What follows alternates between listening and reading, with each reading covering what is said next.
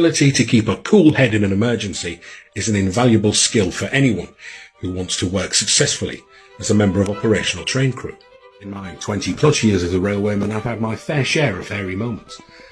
Nothing that quite compares, though, to the experience of 18-year-old Frank Willis. It was the 18th of December 1899. Willis was just 2 weeks into his career as a fireman with the Great Western Railway, and he was firing the 6:50 departure from Weymouth across to Portland. The line doesn't exist anymore, but at the time it crossed a body of water known locally as the Backwater by means of an iron girder bridge.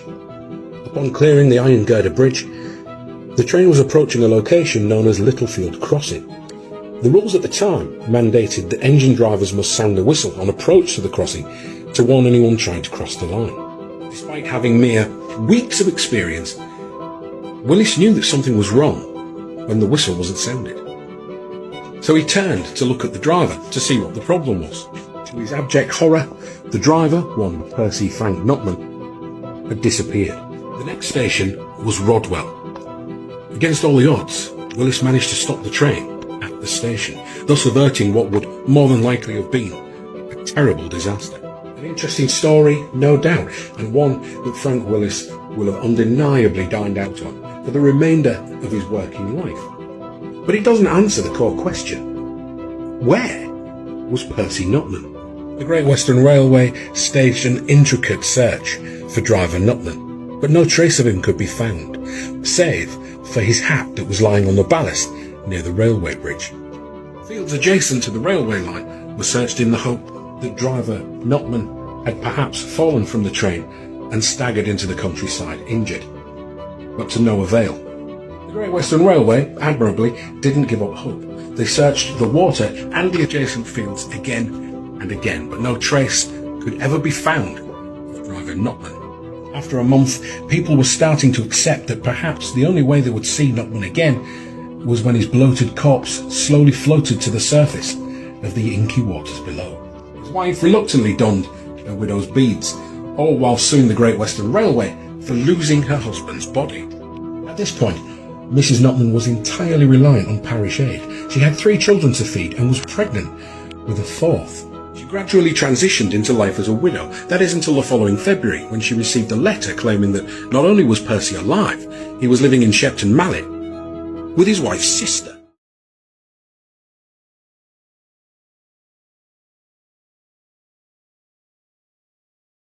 The 18th of December 1899, Great Western Railway engine driver Percy Frank Nutman had disappeared mysteriously whilst at the controls of the 6:50 departure from Weymouth to Portland. It was initially assumed that Driver Nutman had fallen from the train as it crossed a body of water known locally as the Backwater, plunging probably to a murky and soggy death. Undoubtedly tragic as this assumed incident was, it had left around 60 passengers purely at the mercy of a fireman with only 2 weeks operational experience on the railway.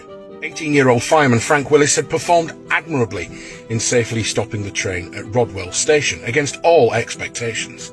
Despite repeated and intense searches, no trace of Driver Nutman was found apart from his hat. It was widely assumed that he had in fact lost his life, and his wife started to adjust to life as a poor widow, trying to survive with 3 children and 1 on the way, solely on parish aid. However, Mrs. Nutman was told a few months later that her husband was in fact very much alive and well, and living in the small town of Shepton Mallet.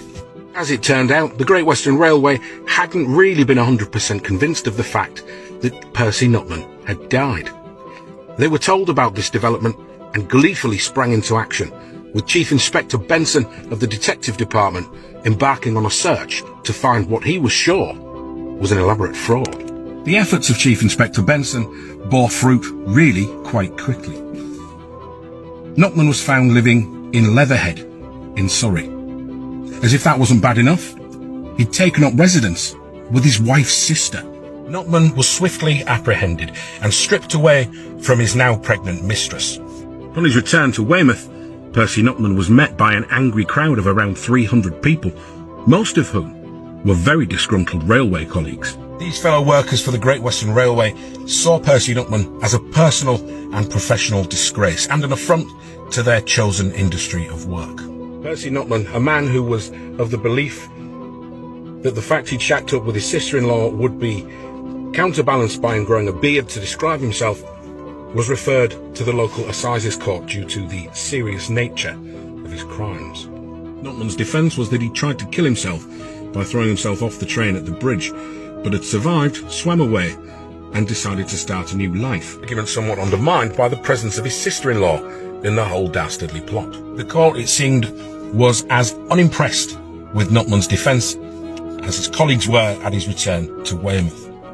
He was found guilty rather swiftly and sentenced to 6 months hard labour for the crime of endangering the passengers' property and limbs of those operating and riding upon the Great Western Railway.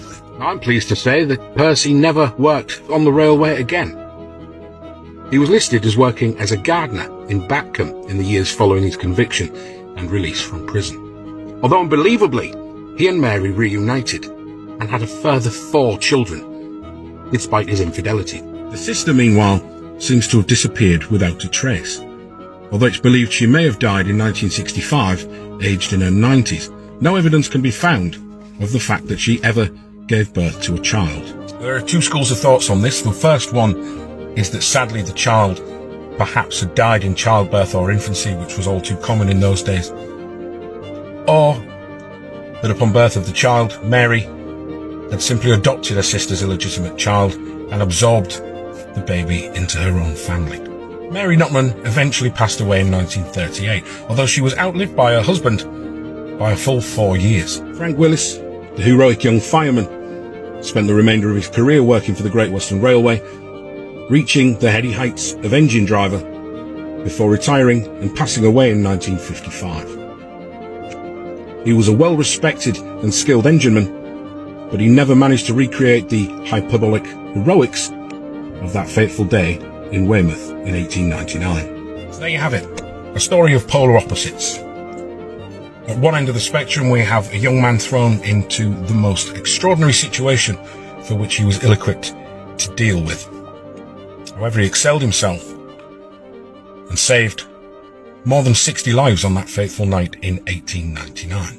At the other end of that spectrum, we have Percy Frank Nutman, a man who should have known better, a man of poor moral control, and a man who was responsible for the wrecking of an untold number of lives. Some may in fact say that the first honest thing that Percy Nutman did was pass away in 1942, when he finally did become the train driver who died twice.